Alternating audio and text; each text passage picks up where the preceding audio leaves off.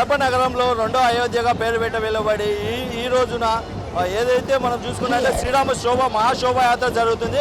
ఇదే నేపథ్యంలో మనతో మాట్లాడడానికి బీజేపీ రాష్ట్ర స్థాయి నాయకులు బాలకృష్ణ గారు ఉన్నారు. వారిని అడిగి మరిన్ని విషయాలు తెలుసుకున్నాము. అన్న చెప్పండి, ముఖ్యంగా కడపలో ఈ యొక్క శోభాయాత్ర జరుగుతుంది కదా, దీని గురించి మీ మాటల్లో మీరు బీజేపీ నాయకులుగా మీరేమంటారు? ముఖ్యంగా అయోధ్య శోభాయాత్ర, అయోధ్యలో రామ మందిరం నిర్మాణానికి ఎన్నో ఏళ్ల నుంచి పోరాటాలు సాగినాయి. మరి నరేంద్ర మోడీ గారు ప్రధానమంత్రి అయిన తర్వాత ఎక్కడ కూడా చిన్న గలాట లేకుండా సామరస్యంగా అయోధ్య మందిరం నిర్మించడం జరిగింది. అదే అయోధ్య మందిరంలో నిర్మించిన ఈరోజు మరి కడప నగరంలో ఈ శోభాయాత్ర, నిన్న కళ్యాణం, శ్రీరామ కళ్యాణం, మరి ఈరోజు శోభాయాత్ర ఎంత 3 సంవత్సరాలుగా జరుగుతూ ఉన్నాం. తప్పకుండా హిందూ మనోభావాలు దెబ్బతినకుండా మరి ఈ శోభాయాత్ర కడపలో జరుగుతుందంటే అది హిందువుల గర్వకారణం. తప్పకుండా మన భారతదేశం హిందుత్వ దేశం.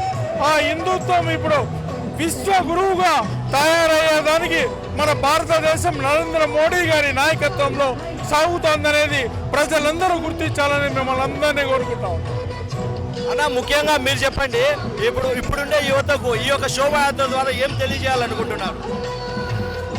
నమస్తే అండి, నా పేరు మునగా సతీష్ కుమార్, బీజేపీ సీనియర్ నాయకులను.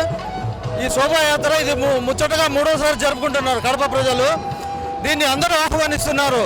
ఈ శోభాయాత్ర యొక్క 400 చరిత్ర గల మన రామ జన్మభూమిని మనం ఎట్లా సాధించుకున్నాము, దాని చరిత్ర, దాని వాల్యూస్ అన్నీ కూడా ఇప్పుడున్న యూత్కు, వచ్చే జనరేషన్ వాళ్ళందరూ కూడా దీన్ని తెలుసుకొని మన ధర్మాన్ని కాపాడుకుంటూ ముందుకెళ్తారని అందరూ ఆశిస్తూ ఈ శోభాయాత్ర జరుపుతున్నాము.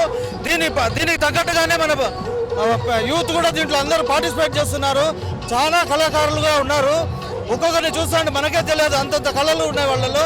దీని ద్వారా వాళ్ళందరూ బయటకు చెప్పుకొని ఈ శోభాయాత్ర ద్వారా వాళ్ళందరూ వెలుగులోకి వస్తున్నారు. ఇటువంటి జరగాలి, హిందూ ఐక్యత జరగాల, దేశ అభివృద్ధి, ధర్మం వైపు నడపాలని ఈ యాత్ర మేము జరుపుతున్నాము. జై హింద్, జై భారత్.